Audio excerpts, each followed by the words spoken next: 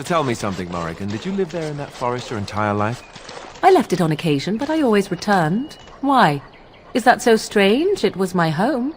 But it was just you and your mother there? No one else? Mother occasionally had company. What? Company? Do I even want to ask? No, you really don't. So how is it that Terran Logain survived?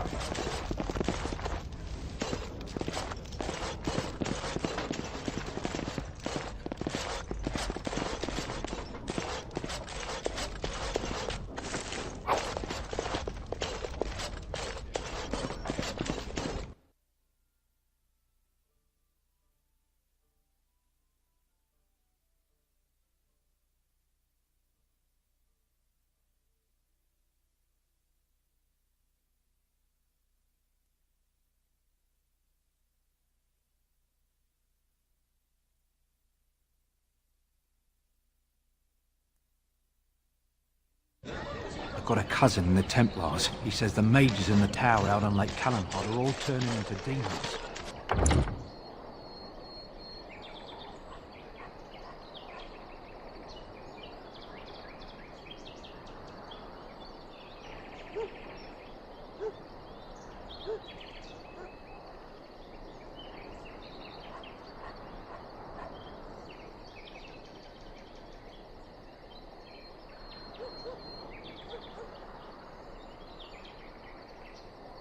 They always say that, though. Well, this time it's true.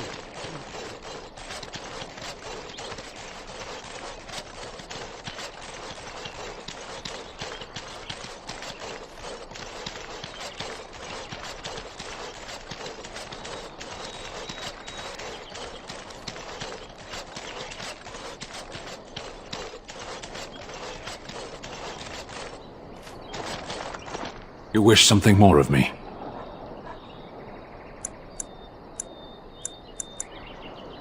I have been convicted of murder. Have the villagers not spoken of this?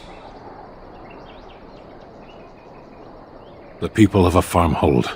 8 humans, in addition to the children.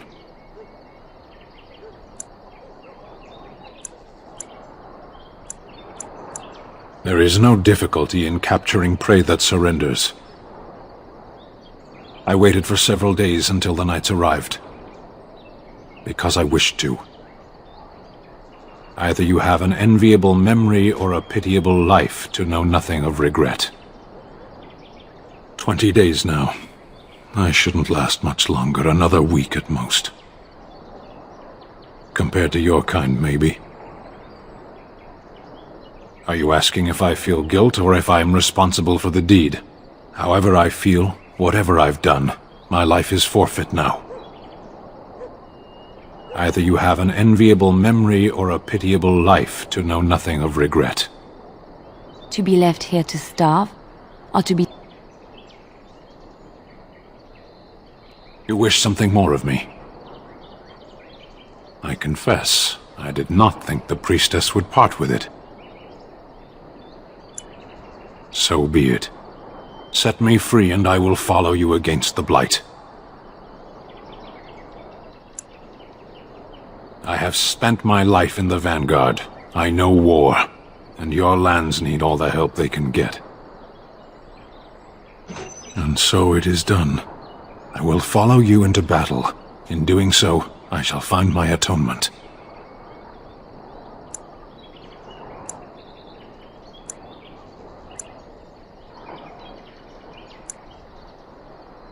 May we proceed? I am eager to be elsewhere.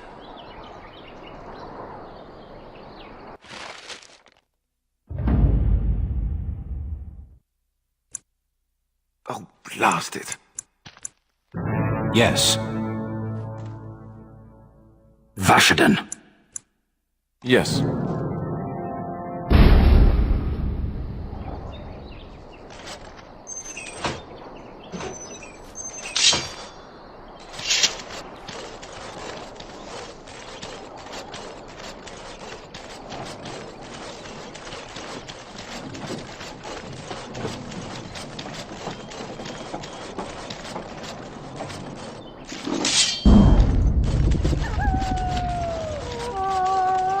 This should be easy enough.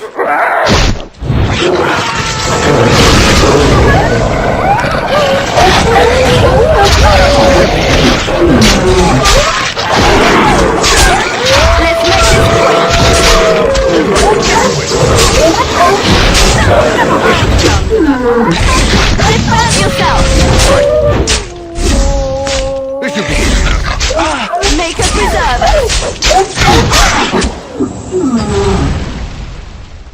Right.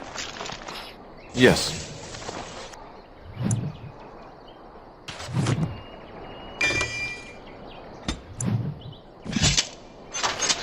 Finally, some water. I thought everything was out to get us.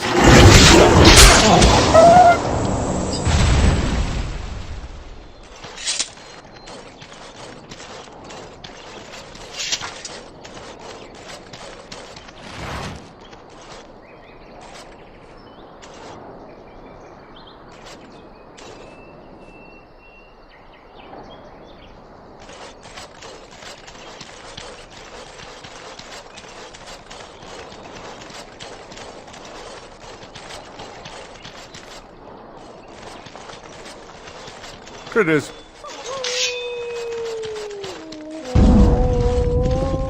As you wish. This should be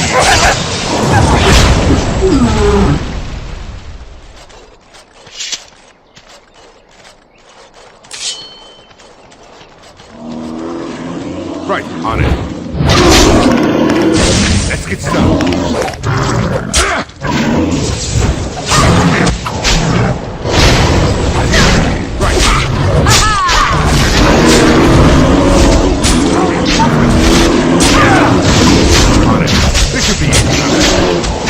Right. Yes. They'll never know what hit them.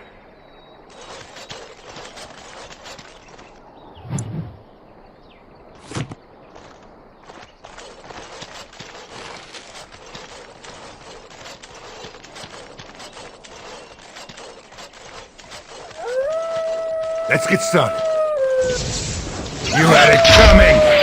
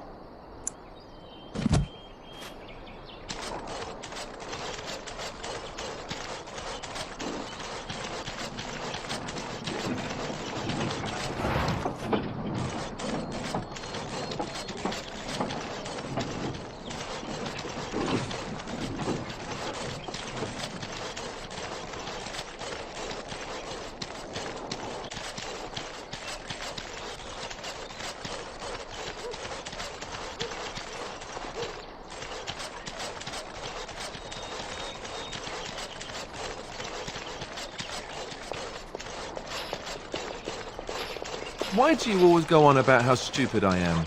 I'm not stupid, am I? If you need to ask the question... Because it hurts my manly feelings, you know. Or one of them. Then I'll be sure to write you an apology once all of this is over. I was educated by the Chantry. I studied history. They don't make stupid Templars. Then I must have been mistaken. I'm very impressed. No, you're not. You're not even listening to me. My, you are smarter than you look after all. Your Chantry must have been very proud. We found someone sleeping in our fields, in the hay. Blessed are the peacekeepers, champions of the just. And the stars stood still, the winds did quiet, and all animals of earth and air held their breath. All was silent in prayer and thanks.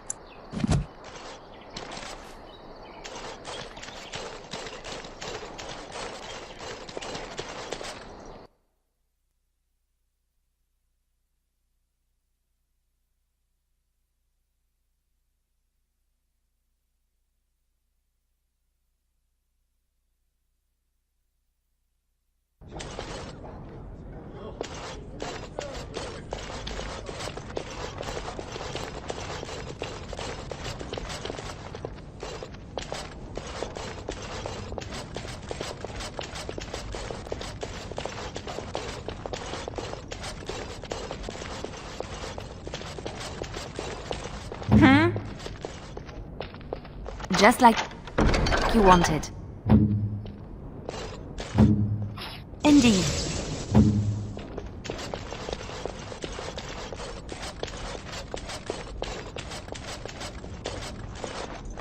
Yes? What can I do for you? I knew this time would come. I should have listened to my sister. Sure, sign the paper, she said. You'll enjoy some coin now, but they'll be back. I guess I'll see you on the front lines.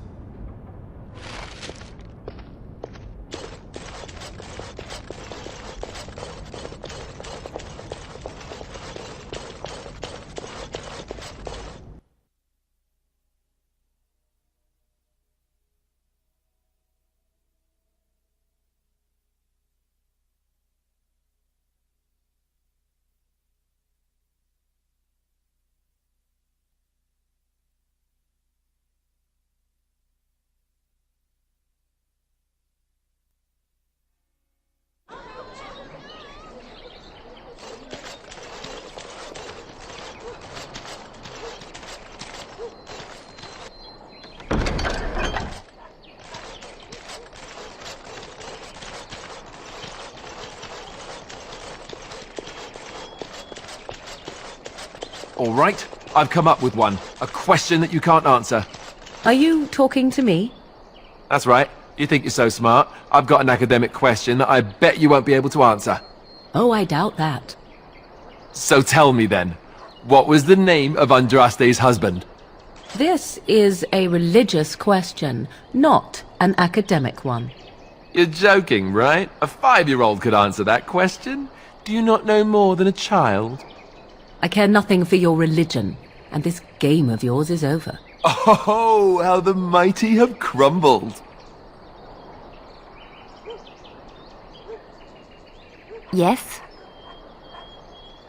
Lothering? I think it started as a settlement by the river, and then grew when it became the place where two roads met. There are always people in Lothering, but many are just passing through.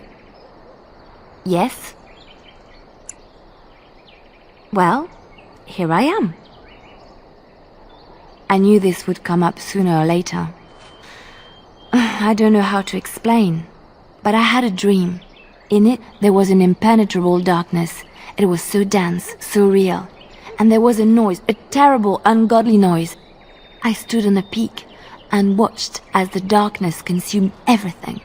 And when the storm swallowed the last of the sun's light, I fell, and the darkness drew me in. When I woke, I went to the Chantry's gardens, as I always do. But that day, the rosebush in the corner had flowered. Everyone knew that bush was dead. It was grey and twisted and gnarled, the ugliest thing you ever saw. But there it was, a single beautiful rose. It was as though the Maker stretched out his hand to say, even in the midst of this darkness, there is hope and beauty. Have faith.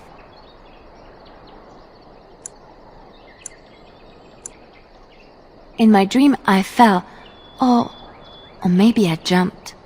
I'd do anything to stop the blight. I know that we can do it. There are so many good things in the Maker's world. How can I sit by while the blight devours everything?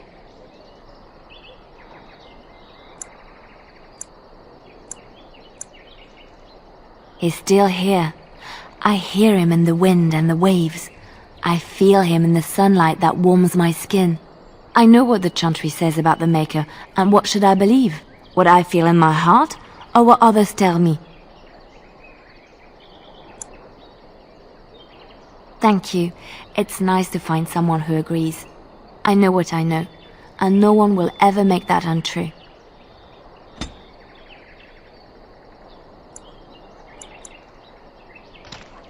What do you need? Ask away. Such as they are. That's a good question. There's plenty in Orlais, but who knows where they might be found. And the nearest Orlesian city is weeks away. If we go north and cross the sea, there's bound to be some in the Free Marches. Again, however, I just don't know where. I don't know anything about Grey Wardens in other lands. Here in Ferelden, there's our compound in Denerim at the palace, but that's it. Loghain will have control over that and be watching it, no doubt. Beyond that, the only place I know of is Weishaupt Fortress. That's the headquarters of all Grey Wardens in the Anderfells, 1,000 miles from here, but I've no idea how to even contact them. So unless we try to get back to the compound in Denerim, I suppose the answer is no. There's nowhere for us to go. I imagine that eventually the Grey Wardens outside of Ferelden will wonder what's happened. Why there's no contact from Duncan or someone. They'll send someone eventually. Though who knows what Loghain's people in Denerim will tell them. Maybe they won't send anyone. We could try to contact them. But that would mean leaving Ferelden, and even if we did, they couldn't come back with us in time to stop the Blight. So that means whatever happens, it's up to us.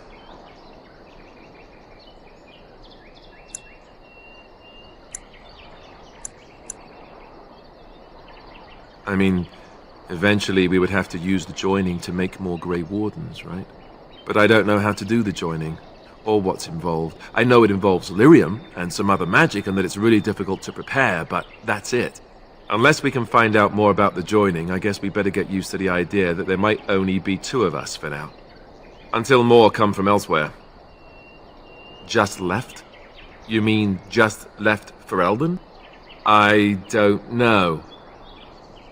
If there's an archdemon, however, we're supposed to be the only ones who can defeat it. And that means the Blight would grow unchecked. Eventually, other Grey Wardens in Orlais and other lands would hear about it, and they would come to fight it, but they wouldn't come in time to save Ferelden. There's no way. I'm not going anywhere. About the Grey Wardens, anyhow. Fair enough. What do you need? Ask away. Same way you did. You drink some blood, you choke on it, and pass out. You haven't forgotten already, have you?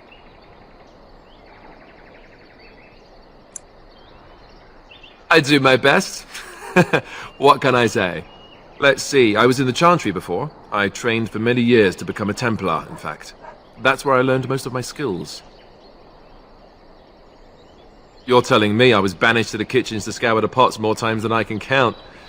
And that's a lot. I can count pretty high. The Grand Cleric didn't want to let me go. Duncan was forced to conscript me, actually, and was she ever furious when he did. I thought she was going to have us both arrested. I was lucky. I don't know. Maybe. When he came looking for recruits, I just remember praying fervently to the Maker that he would pick me. I'll always be thankful to Duncan for recruiting me. If it hadn't been for him, you know, I wouldn't have.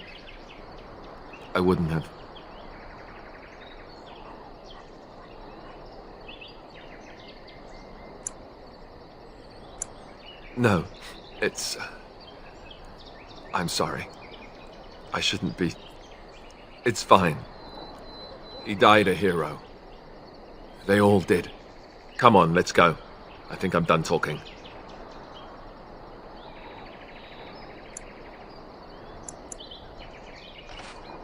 What do you wish of me? If you must.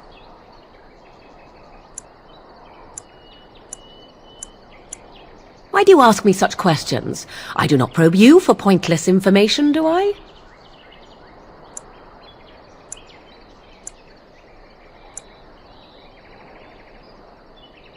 Beg pardon then, while I jump for joy. What is it you asked, if I grew up in the wilds? A curious question. Where else would you picture me? For many years it was simply Flemeth and I. The wilds and its creatures were more real to me than Flemeth's tales of the world of man. In time I grew curious. I left the wilds to explore what lay beyond, never for long. Brief forays into a civilized wilderness.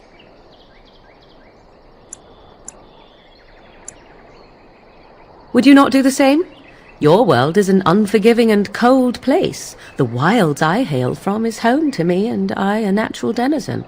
For all that I had been taught, however, the truth of the civilized lands proved to be overwhelming. I was unfamiliar with so much. So confident and bold was I, yet there was much that Flemeth could never have prepared me for.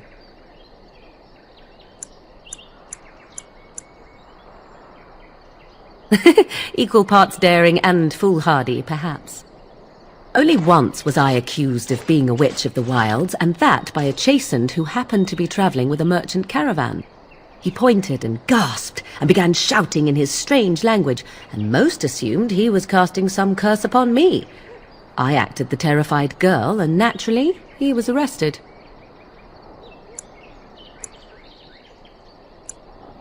Men are always willing to believe two things about a woman. One, that she is weak, and two, that she finds him attractive.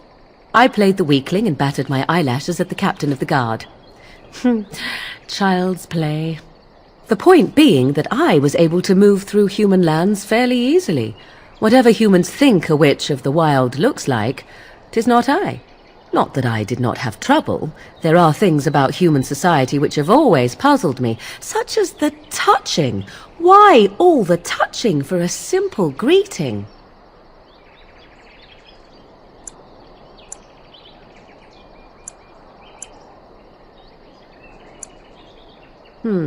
At least with that sort of touching, I would have been able to intuit the intent with far greater ease. There were many nuances that Flemeth could never tell me of. When to look into another's eyes, how to eat at a table, how to bargain without offending, none of these things I knew. I still do not understand it all, truth be told, but then I gave up long ago any hope of doing so. When I returned to the wilds last, I swore to Flemeth that I had no intention of leaving again.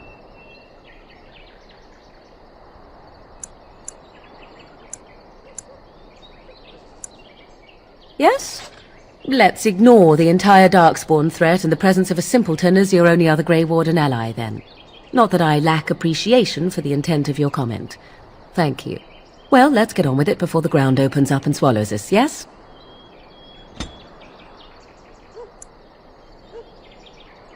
What do you need? Ask away. Oh, did I say that? I meant that dogs raised me. Giant slobbering dogs from the Anderfells. A whole pack of them, in fact.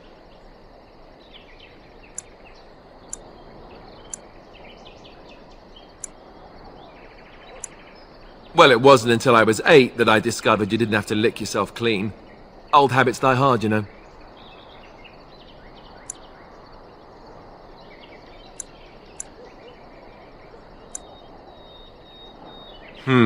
Point taken. Let's see, how do I explain this? I'm a bastard. And before you make any smart comments, I mean the fatherless kind. My mother was a serving girl in Redcliffe Castle who died when I was very young. Our Lehman wasn't my father, but he took me in anyhow and put a roof over my head. He was good to me, and he didn't have to be.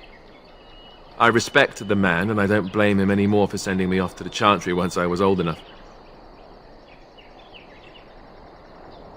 Our Lehman eventually married a young woman from Orlais, which caused all sorts of problems between him and the king because it was so soon after the war. But he loved her. Anyhow, the new Arlessa resented the rumors which pegged me as his bastard. They weren't true, but of course they existed. The Arl didn't care, but she did. So off I was packed to the nearest monastery at age 10, just as well. The Arlessa made sure the castle wasn't a home to me by that point. She despised me.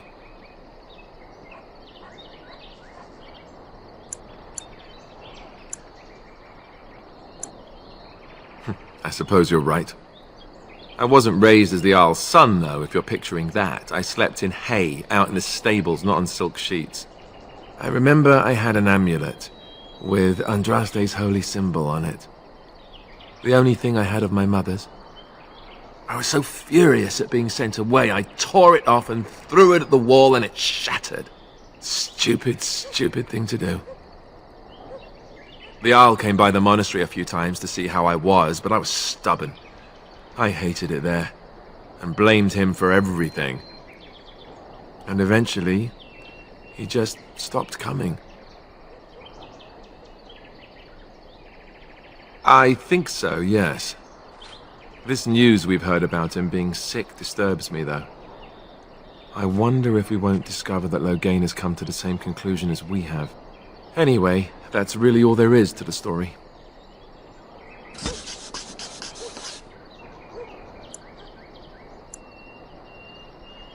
Yes?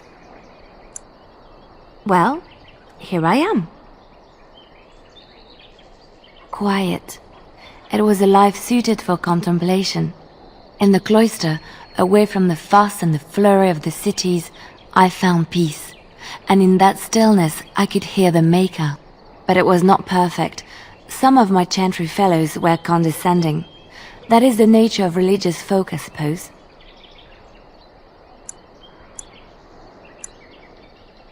When I talked about my beliefs, that the Maker reveals himself in the beauty of his world, they treated me with disdain. They want to believe that he's gone, so that when he turns his gaze on them, it means they are special, chosen. He cannot possibly have love for all, the sick and the weary, the beggars and the fools.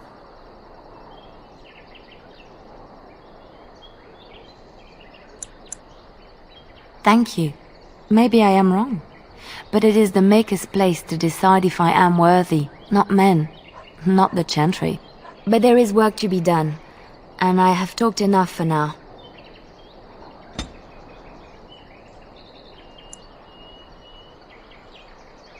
Yes? At times, perhaps. A world full of people and buildings and things was all very foreign to me. If I wished companionship, I ran with the wolves and flew with the birds. If I spoke, 'twas to the trees.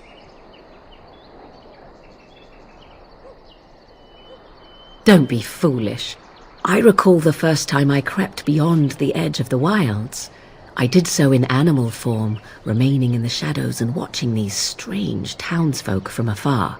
I happened upon a noblewoman by her carriage, adorned in sparkling garments the likes of which I had never before seen. I was dazzled. This, to me, seemed what true wealth and beauty must be. I snuck up behind her and stole a hand mirror from the carriage. It was encrusted in gold and crystalline gemstones, and I hugged it to my chest with delight as I sped back to the wilds.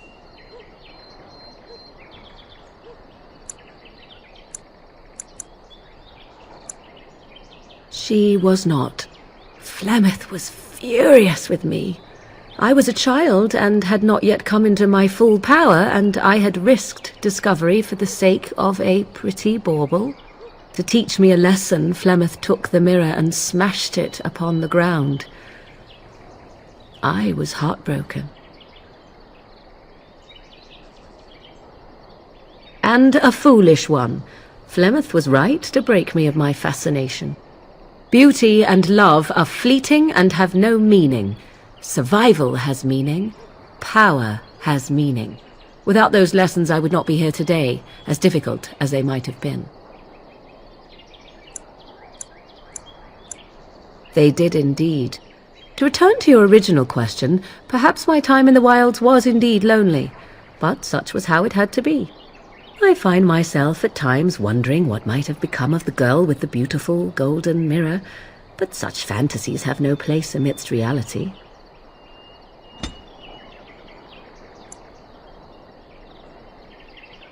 Yes? If you must.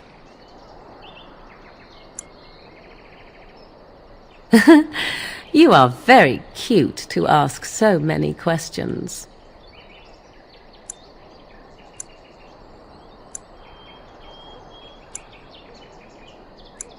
Really?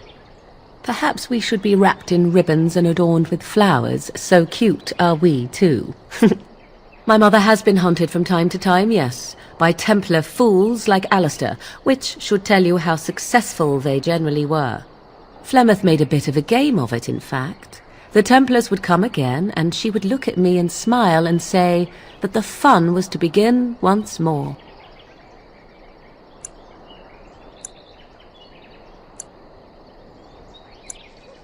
I am unsure.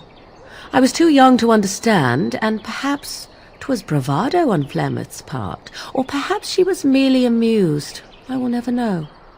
Flemeth would warn them, once. 'Twas a warning they inevitably failed to heed. And then the true game began. Often Flemeth would use me as bait, a little girl to scream and run and lure the Templars deeper into the wilds and to their doom.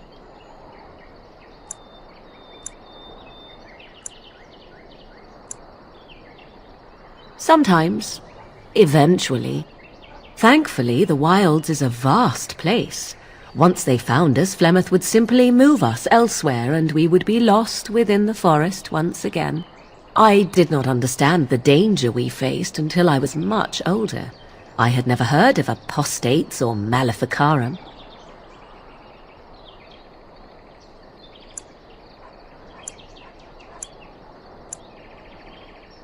I think that my mother made it fun so that a child did not learn to fear. And I think that it was necessary. There are no trials for apostates, no prisons, no mercy. There are only absolutes, so only survival matters. If the wilds have taught me anything, 'tis this. First, you must survive. Do you disagree?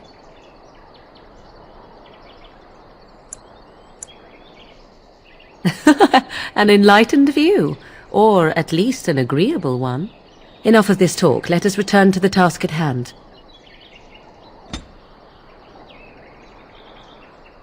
Yes? Well, here I am. What is meant by someone like me?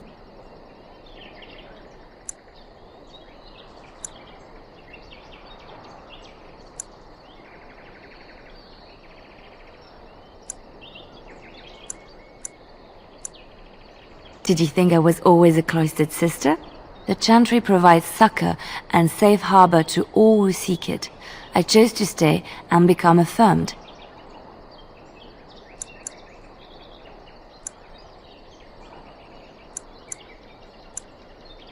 I was a traveling minstrel in Orlais. Tales and songs were my life. I performed, and they rewarded me with applause and coin. And my skill in battle? Well, you pick up different skills when you travel, yes? Yes, of course. Let's move on.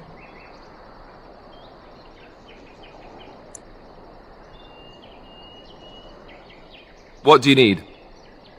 Ask away. Have you seen the uniform?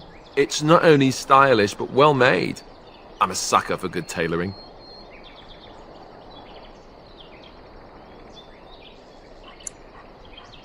I keep it hidden under my pillow.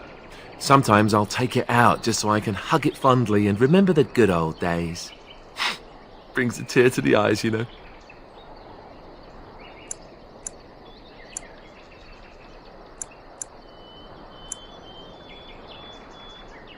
You don't really want to know about my being a Templar, do you?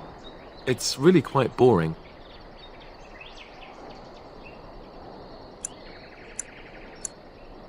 You know, I like the way you think. You're all right. If you're really curious, then I'll tell you. The truth of the matter is that I did hate going to the monastery. The initiates from poor families thought I put on airs, while the noble ones called me a bastard and ignored me. I felt like Al Eamon had cast me off, unwanted, and I was determined to be bitter. But I took some solace in the training itself, I guess. I was actually quite good at it.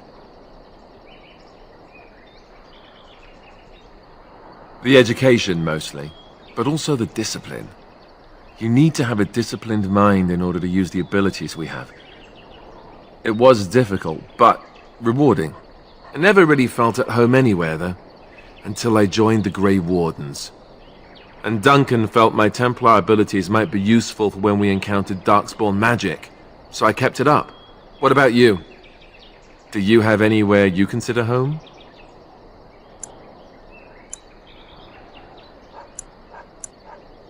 We won't always be traveling like this, you know. Once the war is over, once the Blight is... well, a time will come when we'll have to think about having a real home again. Though that seems like a far ways off.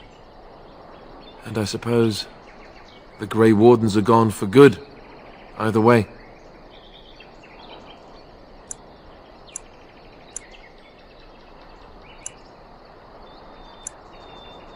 I suppose you're right. We can create new Grey Wardens, but we'll never get back those we lost. I wonder if it would ever feel the same. Anyhow, now I've sidetracked us. We'd better get back to what we're supposed to be doing right now.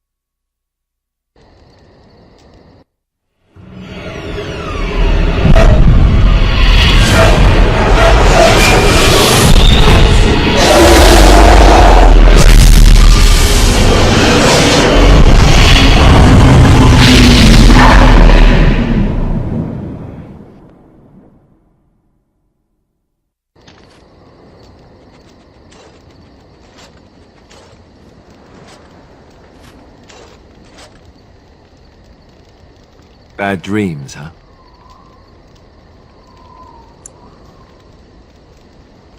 Drank more like, as in the tainted blood, remember? You see, part of being a Grey Warden is being able to hear the Darkspawn. That's what your dream was, hearing them. The Archdemon, it talks to the Horde, and we feel it just as they do. That's why we know this is really a blight.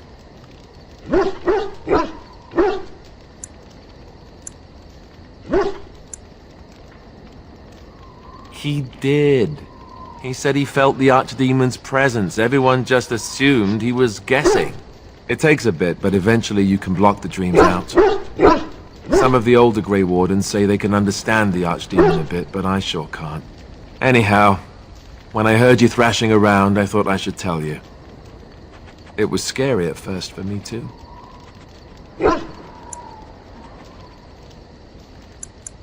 That's what I'm here for. To deliver unpleasant news and witty one-liners. Anyhow, you're up now, right? Let's pull up camp and get a move on.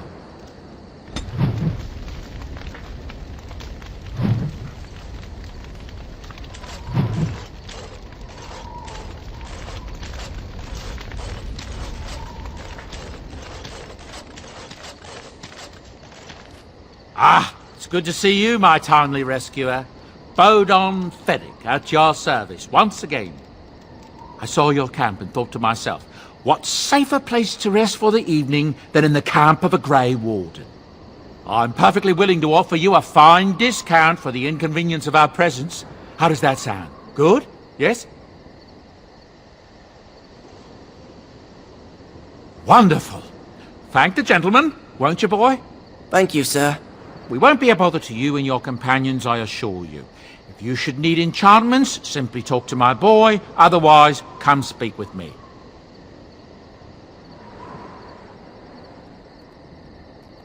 You and your friends are formidable folk, indeed. It's good to have you along on the road. I suppose since you told me about you being a Grey Warden, it's only fitting for me to be as open. I am originally from Orzammar, the famed dwarven city that lies beneath the stately Frostback Mountains. I was a merchant there, too. Merchant caste.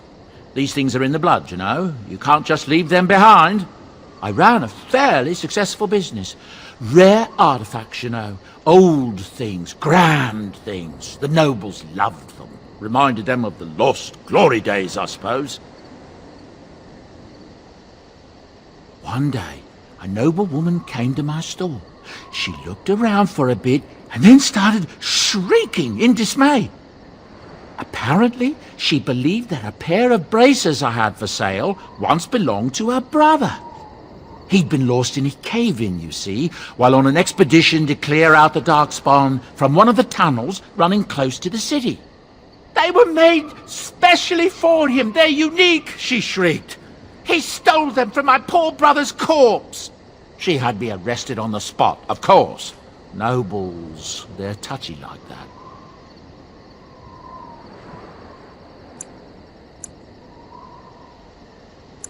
Well, I didn't steal them.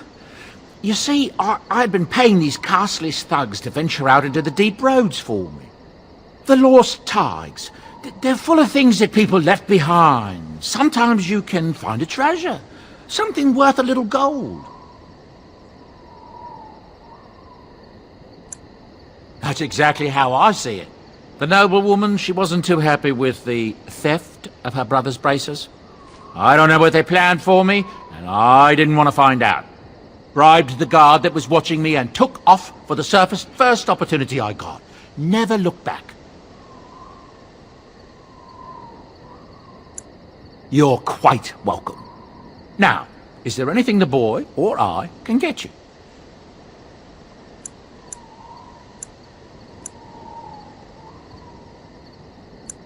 Ah, yes. I'm married to a fine woman back in Denerim, it's true. She'd give me a son if she could, but that's not likely to ever be. Sandal here. I found him in the deep roads years ago. Abandoned, I think, and he was never quite right in the head. I took him in, and I brought him with me when I came here to the surface. He may not be my blood, true, but I think of him as one. We left Orzammar. That's right, boy. Maybe one day we'll see it again. It's not as if I don't benefit, mind you. Turns out the boy's a natural working with enchantments. He might have even been lyrium-addled. I never thought of that before, to be honest. Happens sometimes. He can work an enchantment into just about anything, however, given some time. Could probably open his own shop, if he knew how. Enchantment. Well, he does seem to enjoy it, at least. Look, we don't rob people, all right? We don't take things from people that need them. The things in the Lost Tigers, what good did they do lying there? I brought them back to Orzammar, where people could look at them and remember. It's not all that different up here. There are places long abandoned by the humans everywhere.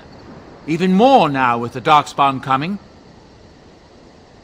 People flee from the Blight with good reason, but they forget things. Things with value and meaning. They leave them behind because they're frightened and desperate. And sometimes, my boy and I, we find our way to these places before the Horde descends, and we save these things. I take them away so the Darkspawn don't get them. Is that so bad? They destroy everything they touch. That's what I tell myself, too. Ah, these are dark times indeed. Dark times, my friend. Thank the Maker we didn't lose Tyrn Loghain at Ostagar. He pulled his troops out just in time, so it said. Without him, we'd be lost. That's what I've heard on the road, anyhow. Take it for what it is. I'm sure you'll be pleased with the goods my boy and I have collected, and with your discount.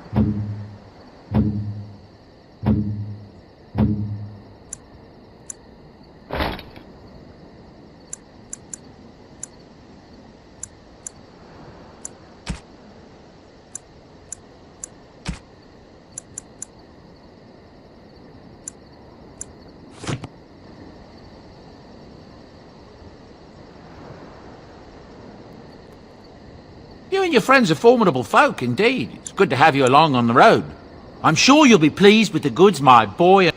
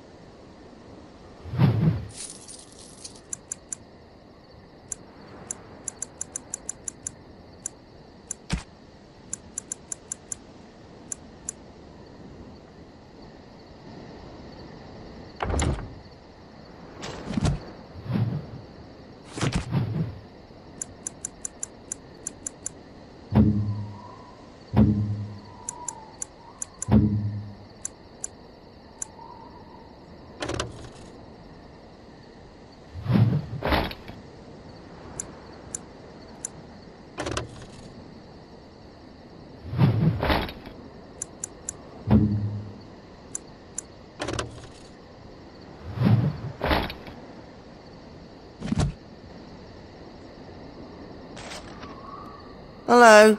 The boy's a bit simple, but he's rather good with enchantments. One of those tranquil fellas actually called him a... what was it now? A savant. I had no idea such a thing existed. He can fold lyrium into almost any weapon or piece of armor, though naturally some of the more extravagant materials will take more lyrium than others. It's a process that some of the master smiths back in Orzammar will perform, but my boy here is just as adept at it. Isn't that right, boy? Enchantment! And there you have it. Enchantment!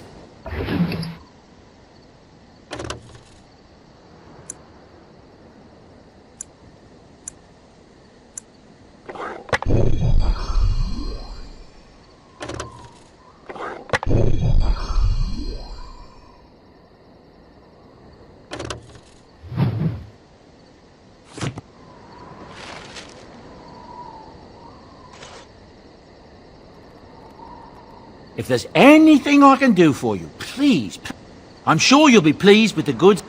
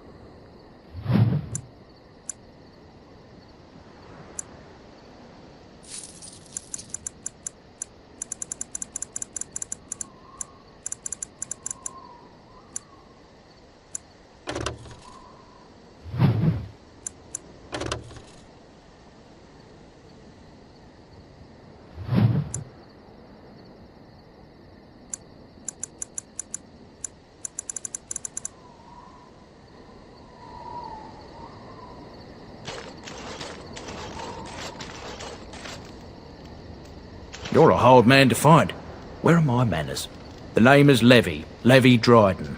Did Duncan ever mention me? Levy of the coins? Levy the trader?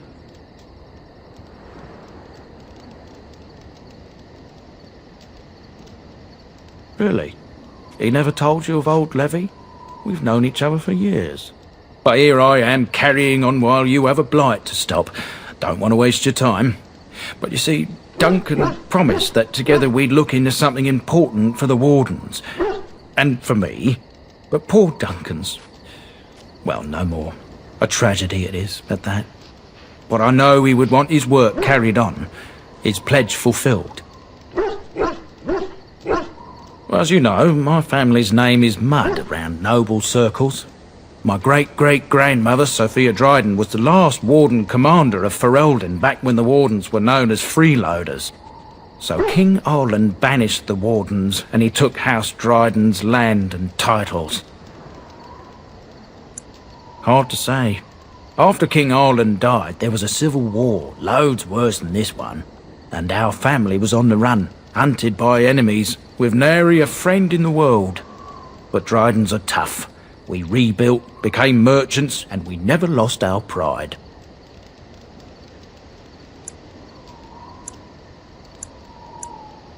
I ask for the truth. My family reveres Sophia Dryden.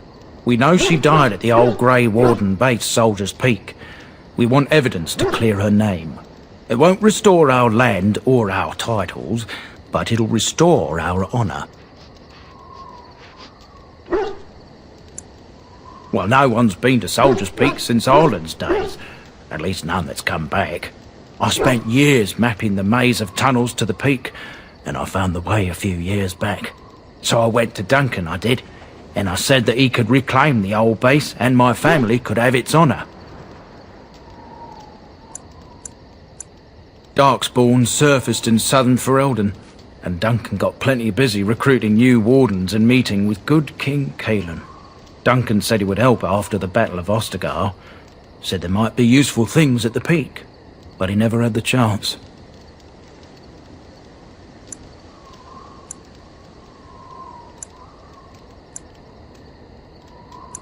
Soldier's Peak is strategic and symbolic importance. Duncan said that it would be worth it right there. He also hoped to recover lost Warden history and perhaps a few old relics. No one knows what's up there now. I can pick my way through the tunnels at the base of Soldier's Peak, but the place, well, they say it's haunted, and it'll be dangerous for certain. Will you think on it, at least? 1,000 blessings upon you, Warden. I'll mark down the location on your map. When you arrive, we'll pick our way through the tunnels together.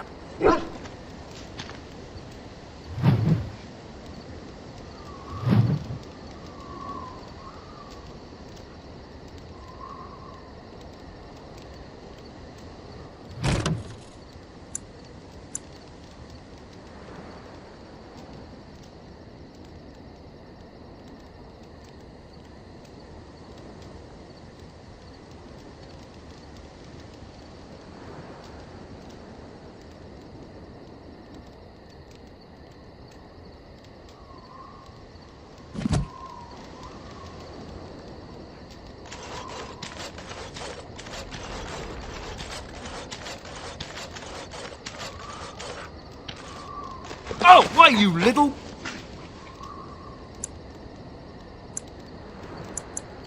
Your furry friend here took offence at me getting near his food. He snapped at me, look.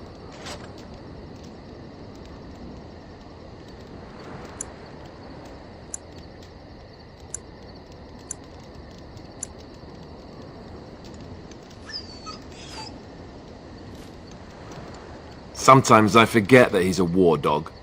That'll teach me. I once heard a really old legend about how the Hound warriors in the days of the old tribes would feed their Mabari the flesh of the vanquished. Well, that's what I heard anyway. It would sometimes be human flesh. Oh, like you can tell the difference. For all you know, maybe you've already been fed something. Someone.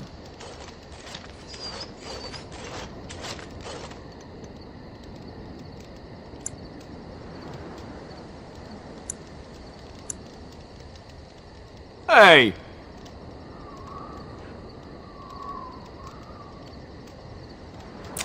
Look at what your fool dog placed in my pack. A putrid, half-eaten hare is not something a woman wants to find in her unmentionables.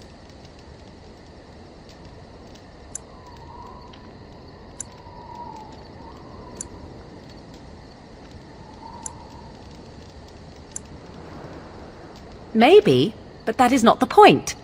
The dirty mongrel can have this back, there, and tell him not to do it again.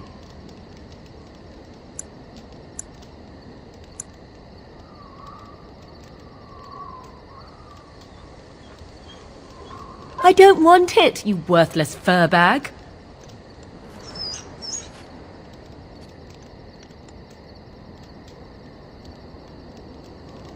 Oh, he's just trying to be manipulative, I can tell. I do it too.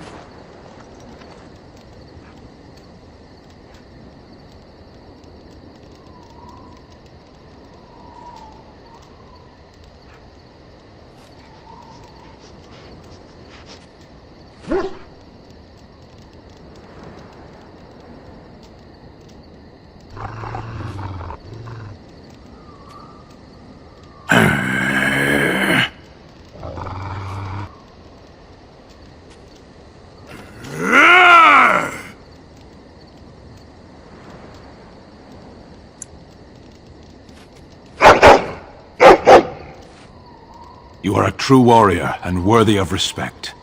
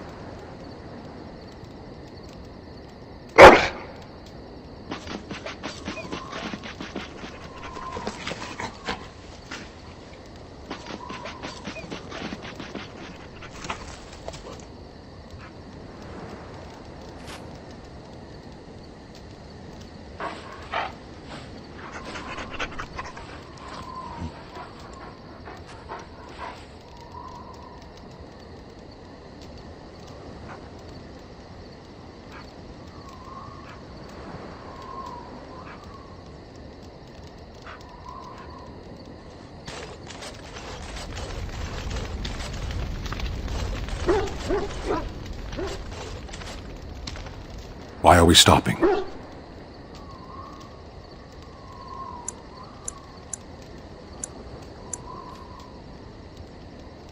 There are darkspawn to be fought. Is this delay needful?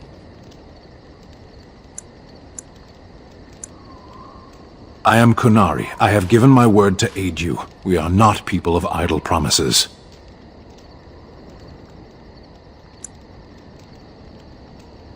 No.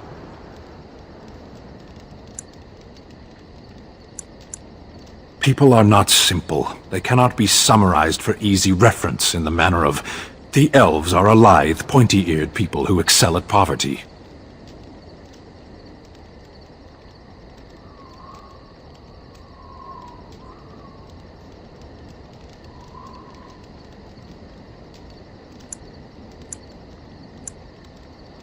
I am.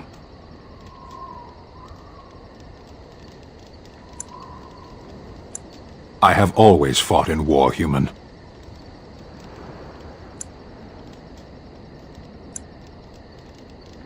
Some of them. They aren't all alike. Generally, I do not see how this matters. Seheron and Parvolan are distant. Ferelden and the Darkspawn are immediate.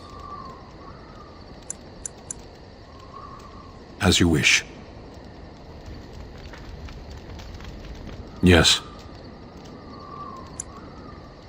Sitting, as you observed.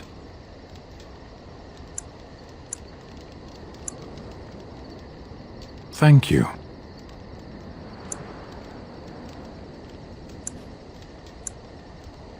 I did.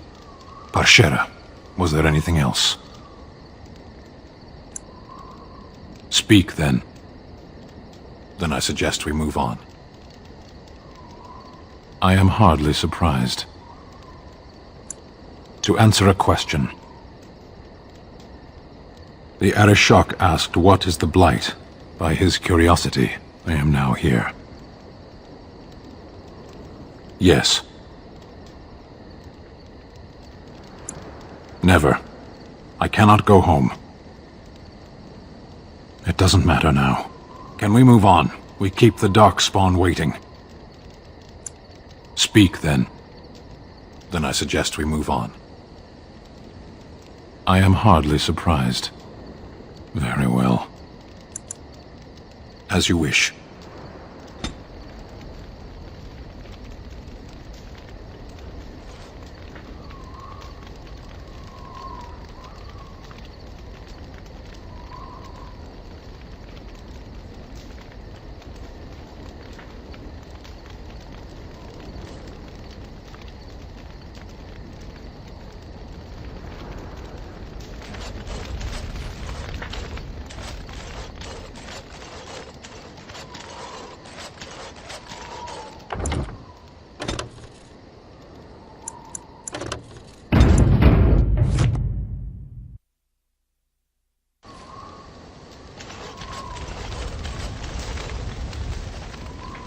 Yes? We're in camp, so 'tis as good a time as any.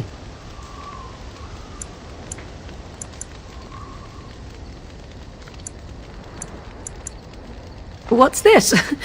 'Tis a rather odd discussion you seem to desire, leaning in so closely. Oh, it's humor you desire, hmm? I didn't realize comedy had anything to do with this. How true. Let us do it right, then.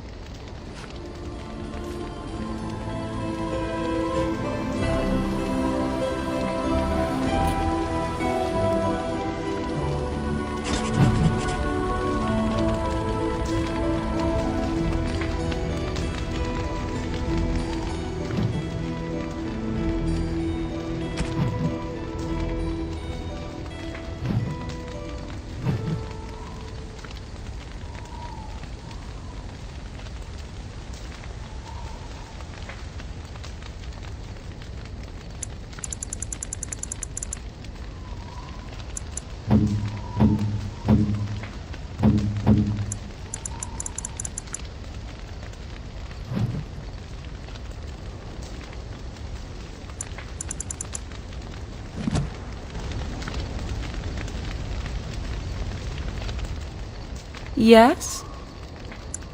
We're in camp, so 'tis as good a time as any.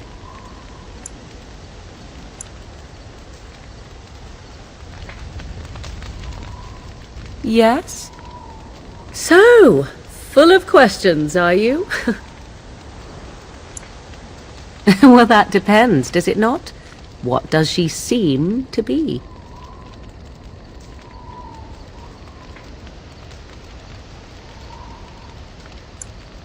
You mean, is she truly the Flemeth of legend and story? Tell me, how much do you know of the tale? The one that the chastened still tell of my mother, to frighten them into obedience.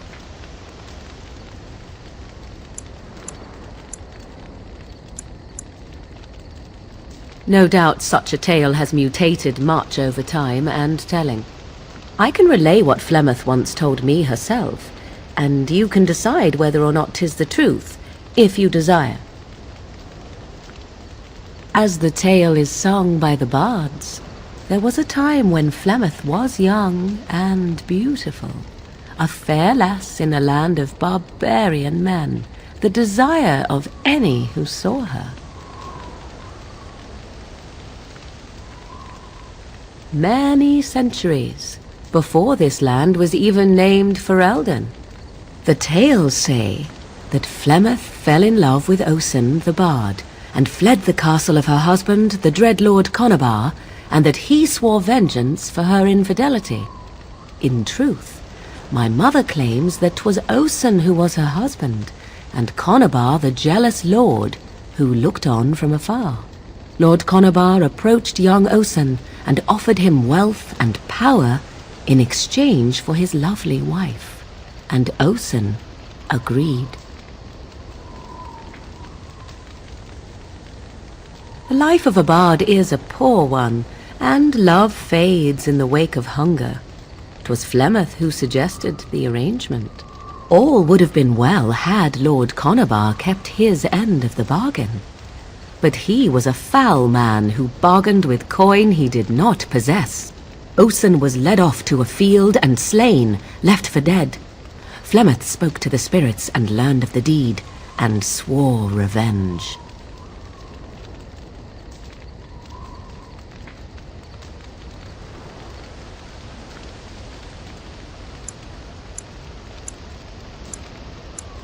That was not the point. Conobar had no honor, so she would not have him. Flemeth begged the spirits to aid her, and 'twas they who slew Conobar. The demon the legend tells of came later. Lord Conobar's allies chased Flemeth, you see, chased her to the wilds, and there she hid. There she found the demon, and he made her strong. The legends all speak of the great hero Cormac, he who defeated Flemeth and her great army when she invaded the lowlands centuries later. All lies.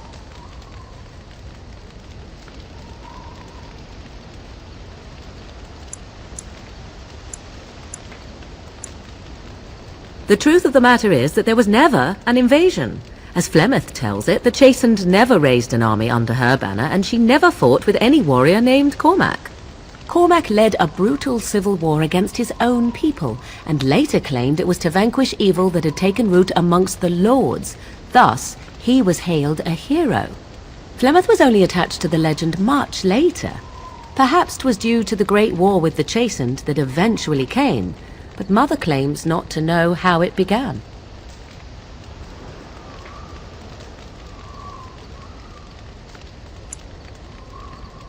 The demon within her has transformed her into something else. An abomination, perhaps some would say.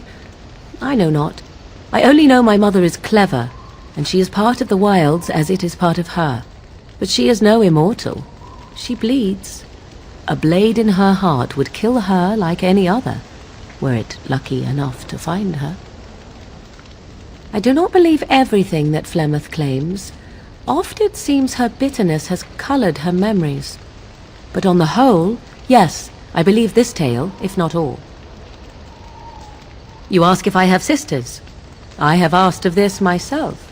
The stories tell of many witches of the wilds after all, not just the one. And these tales existed long before I did. Flemeth refuses to speak of other daughters, if they existed. So, should I believe I am her first? I doubt that too. The Chastened tell of a falling out between Flemeth and her daughters. They say that one day she hunted them all through the wilds and ate their hearts. It may be true. I have never seen another witch or heard of one. Perhaps one day Flemeth will eat my heart as well. How often is this usually? Always? If not always, then when is it not true? There are more things in this world and the next than you or I could ever hope to understand. What Flemeth became is a mystery. I suspect even to her. Flemeth tells it with far more embellishment than I, but you are welcome. Dare I ask of your own mother? Few are abominations of legend, 'tis true, but I find myself curious nevertheless.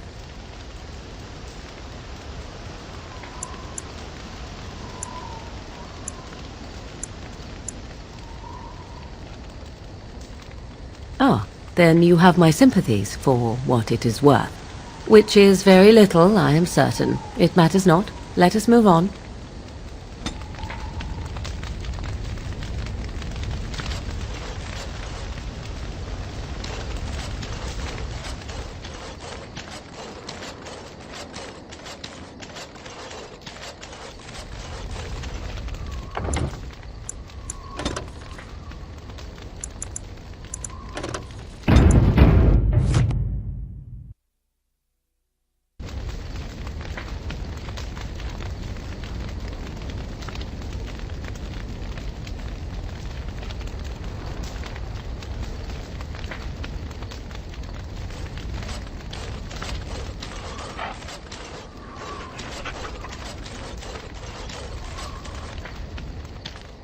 Yes? Well, here I am. Of course I do. I love stories far too much to keep them to myself. Everyone should be able to benefit from them, I think. Chantry law says it is man's pride that created the Darkspawn. In ages past, the mages of the Tevinder Imperium ruled much of the world we know. In their pride, they thought their magics invincible and imagined that they were greater than the Maker himself. So thinking, they invaded his golden city, planning to take it for themselves and depose their own creator. But they were impure and full of sin, and it is with the sin that they tainted the golden city, corrupting it forever. The Maker cursed them and cast them from his sight.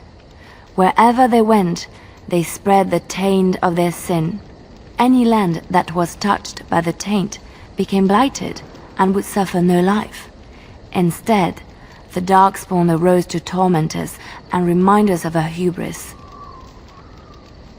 Of course, Orlesians enjoy telling stories. I shall tell you my favorite tale of Aveline, the Knight of Olay. A long time ago, a girl child was born to a farmer. He had hoped for a son, not a daughter, and so he told his wife to abandon the child in the woods. Before the cold could claim her, the baby was found by a tribe of Dalish elves who took pity on the poor mewling thing and raised her as their own. Aveline, for that is what they called her, grew strong and quick and clever under the guidance of the elves. She learned to wield the sword as well as any man, could kill a deer with an arrow at 100 paces, and was as graceful on the back of a horse as she was on foot. Aveline's Dalish guardians saw that she could easily best any Orlesian chevalier in battle, and wanted to show the cruel humans the child they had left to die. They bestowed upon her a fine horse and armor, and sent her to prove herself to her people in the grand tourney. Now in those days, no woman was allowed to take up arms, let alone compete in the grand tourney, but Aveline kept her helmet on and was not discovered. Aveline won many events and gained the approval of the adoring crowd. Eventually, she came face to face with the knight Kaleva in the grand melee. Aveline had already bested him in the joust, and Kaleva was determined not to lose a second time. Out of desperation to regain his honor, Kaleva tripped Aveline and tossed her to the ground, ripping off her helmet as he did so. Silence fell upon the arena as Aveline was revealed. Kaleva declared the previous competitions invalid. A woman had taken part, and this was not allowed. But the crowd cheered for Aveline. Kaleva was furious, for he had lost to a woman and was now being shamed. Blinded by his rage, he forced Aveline to her knees. "Know your place, woman," cried he, and slit her throat. The son of the king, Prince Freyan, was present. He recognized Aveline's skill and bravery and began to see the injustice done to the women in his land. When he was made king, he rewrote the laws of Olay so that women could also become chevalier. He honored Aveline and knighted her after her death. And to this day, any female who is knighted reveres Aveline the Brave, for she is the patron of all women chevalier. Chantry law says it is man's pride that created the Darkspawn. In ages past, any land that was touched by the taint became blighted. I know one, told to me by my mother a long time ago. It always chilled me to the bone. Maybe you have heard of Flemeth?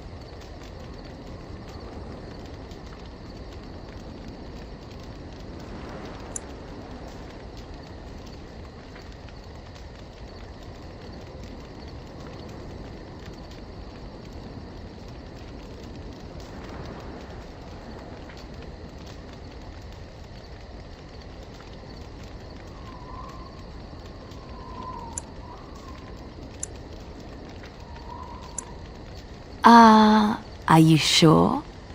Was she the Flemeth of legend? Flemeth, the devourer of men? Flemeth, mother of witches. Flemeth, demon-touched, who dwells in the mists.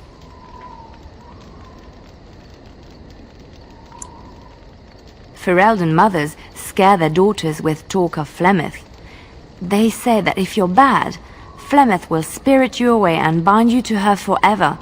They also say that Flemeth mourns her lost beauty and will steal yours through your looking glass if she catches you. Flemeth's beauty was known throughout the land. She had hair like unto a moonless night, skin as pale as winter's first snow, and eyes as beautiful and perilous as the sea. When she came of age, she came to the attention of the Lord of Highever, Conobar, and he took her for his wife. Conobar soon learned that his young bride had the gift of magic. He kept this a secret, for he feared that she would be taken from him. Flemeth stayed with Conobar for some years, and with his blessing she practiced her art. And then one day, a young poet named Osen came to the castle. Flemeth was captivated by Osen's voice, and he by her beauty, and they fell in love. Flemeth longed to be with her true love, and she and Osen fled from Conobar's lands, seeking refuge in the Qunari wilds with the Chasing tribes. They lived there happily for many a year, till the day Flemeth received news that Conobar was dying and longed to see her face one last time. Flemeth's heart swelled with pity for the man who once was her husband, and begged Osen to return to Conobar's side with her. But when Flemeth and Osen entered Highever, they were captured by Conobar's men, and Osen was slain in front of Flemeth's eyes. Flemeth was imprisoned in the highest tower of the castle, there to await Conobar's judgment on her. Distraught at the loss of her love, Flemeth plotted revenge against her husband. She summoned a fey demon, intending for it to wreak vengeance on Conobar. But a spell went awry. The demon possessed Flemeth.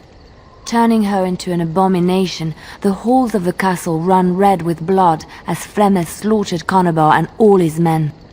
The last of Flemeth's humanity melted away, and at dawn, she stole back to the wilds to plot and scheme for 100 years.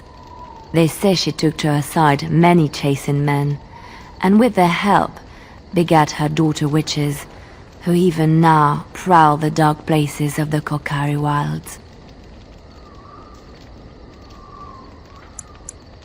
Which one?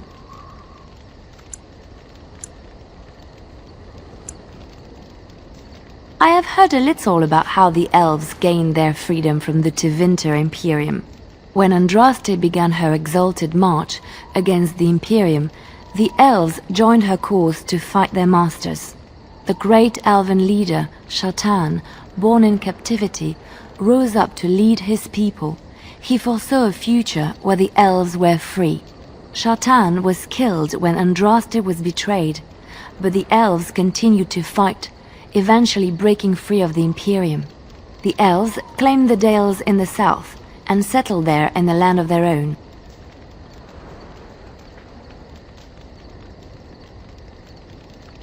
The elves lived in the dales for centuries. They resurrected the worship of the elven gods and would allow the building of no chantry. This angered the chantry, and the hostility between the two factions finally broke out in open war. The chantry says the elves struck first, but I do not know whether to believe it. The chantry declared a wholly exalted march against the elves, named for Andraste's similar march against Tevinter. During the exalted march of the Dales, the elven cities were sacked, and the elven state completely dissolved. Some of the elves bitterly accepted their fates and surrendered to human rule, living in the human cities as second-class citizens. But others, still fiercely proud of their heritage, refused to bow to the humans, and instead became homeless wanderers. There were the elves of the Dales, the Dalish. Andraste was the Maker's chosen. The Maker had long since abandoned the world when the sound of her singing turned his ear. Beauty, grace, and wisdom enraptured him, and he offered to take her from this flawed world to become his divine bride.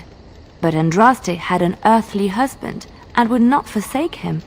Instead, she beseeched the Maker to return to his people once more. So earnest was her plea that the Maker was moved and promised that he would create a paradise on earth if all abandoned their false gods and turned once more to him. And this is why Andraste began her exalted march on the idolaters of the Tevinter Imperium. The Maker granted her his powers with which to smite her enemies. Andraste brought the Imperium to its knees, and her victories converted many to the worship of the Maker. Alas, it was the frailties of men that betrayed and killed Andraste. Her earthly husband, Maferath, a chieftain of the Alamari tribes himself, grew jealous as his wife's popularity and influence overshadowed his own. She was also revered as the Maker's betrothed, and Maferath began to see their own bond waning in significance as Andraste became ever more devoted to the Maker. Out of envy and spite, Maferath made a pact with the Archon Hysarian of Tevinter, allowing his beloved Andraste to be ambushed and captured. Andraste was burned at the stake in Minrathous, the capital of Tevinter. The Tevinter Chantry claims that in Andraste's last moments, Hysarian's heart softened, and he heard the voice of the Maker telling him to end her suffering. He plunged his sword into her heart, and as her blood washed over his hands, he became one of the faithful. Dissenters said that the Archon only converted because he could not stem the tide of Andraste's cult, and was forced to do so to stay in power. We will never know for sure.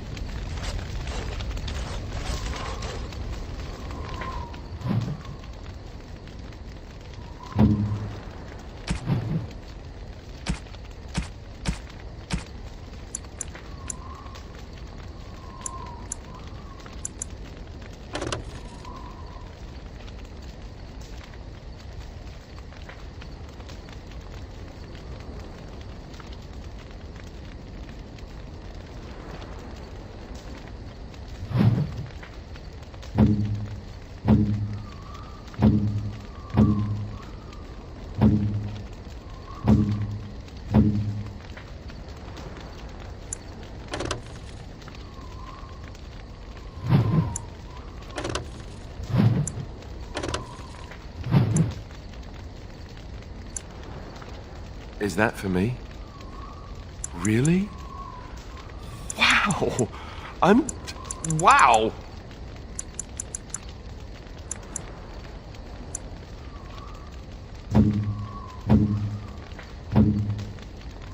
Unexpected. Thank you.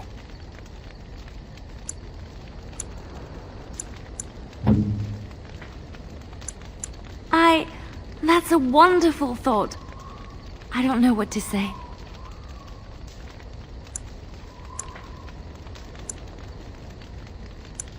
Oh, how dear of you. Thank you so much.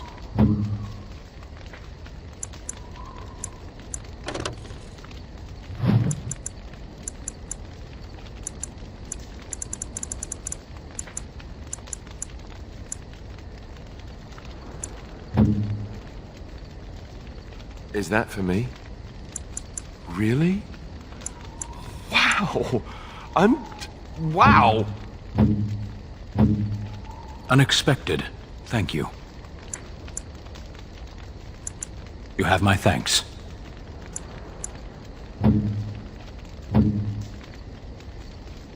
A fine gift. You have my thanks. I am grateful. 'Tis thoughtful indeed. A fine gift. You have my thanks.